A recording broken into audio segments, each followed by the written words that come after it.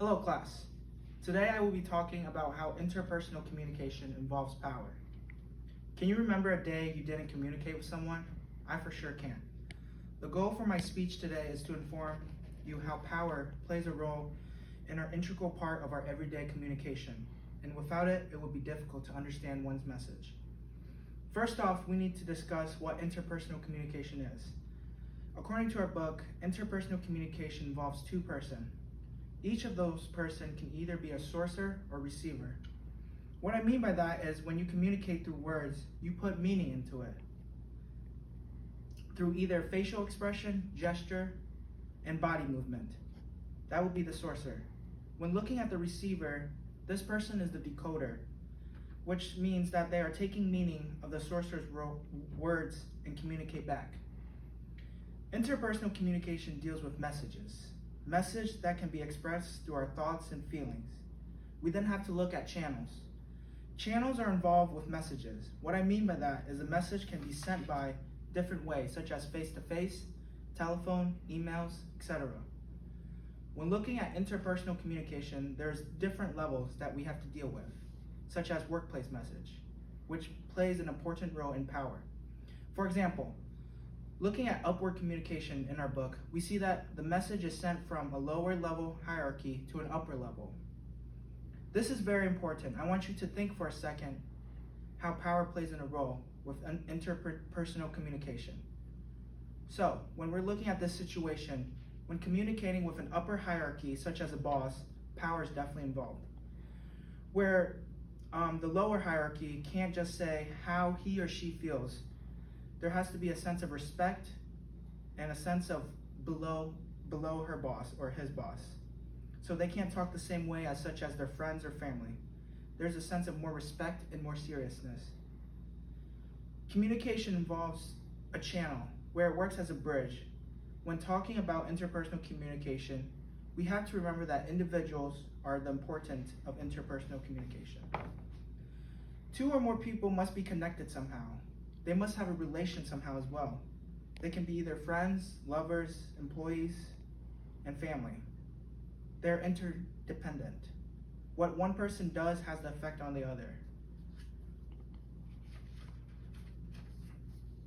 So how does interpersonal communication involve power? Well, power is a major component of interpersonal communication according to our book. In our book, it describes no interpersonal relationship can exist with a power dimension. When looking at our own everyday lifestyle, one person always has the power than the other. The book also describes in America that interpersonal relationship among people are who are the most attractive or who has the most money in society. In one of my cited articles, Robert Dell says, power term as authority influences persuasion and inducement as well. Robert quote ties very well with the book, where it starts talking about the 6 types of power: legitimate, referent, reward, coercive, expert, and information or persuasion. The book does a great job of explaining how power involves interpersonal communication. It says the more sensitive you become to the expression of power in message and in relationship, the more effective your interpersonal communication are likely to be. So let's look at the 6 types of power. First, we look at legitimate power, where other believes you have the right by your position, where you can control their behavior or influence them. So such as police officers, a judge, manager, and so on. Moving on, we look at referent power, where others wish to be like you, meaning they want to be like you due to attractiveness or because you have more money. Then we move on to reward power. When you control the reward, such as material, money, promotion, you have more control over them. So for example, a professor can reward a student with good grades if they do what he or she wants them to do. Moving on to coercive power, it's the ability to do punish to someone or to remove a reward if they do not do as you wish. So we can use the professor example as well, where the professor can deduct their grade if they do not turn in an assignment or paper on time. Moving on, we look at expert power, where having expertise or knowledge on a topic can give you power as well. So for example, when we're going to the hospital, we would assume the doctor has more power over us because he has more knowledge over medical health matters. And finally, the last one, persuasion power, where others see the ability to communicate logically and persuasively.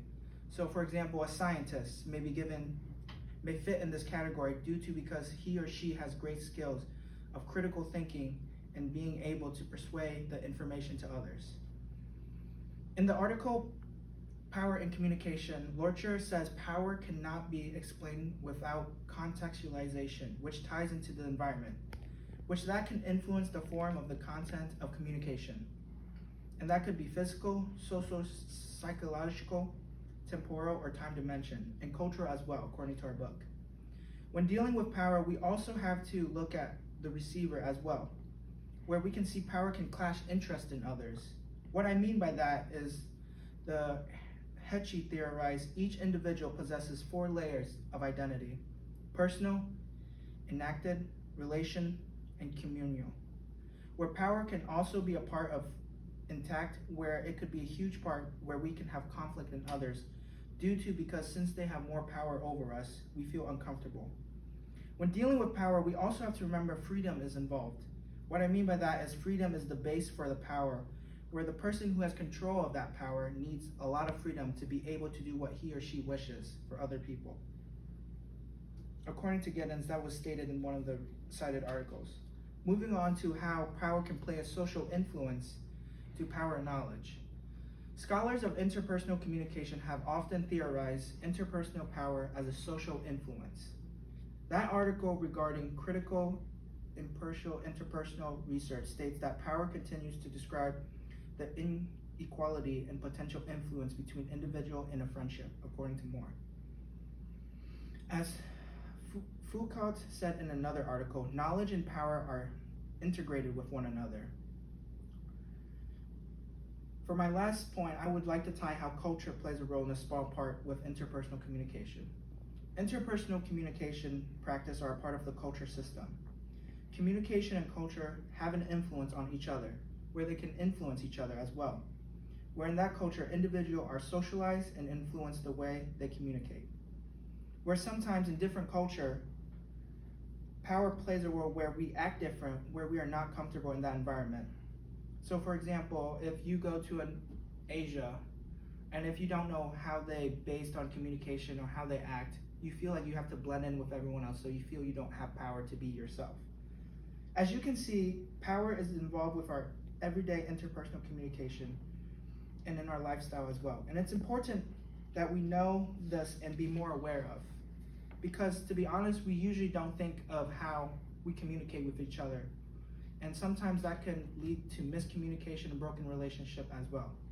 So for next time, what I would encourage you to do is to remember that power always plays in every single interpersonal communication, and be understanding and take a step back and look at the bigger picture. Thank you very much. Have a great day. Excellent.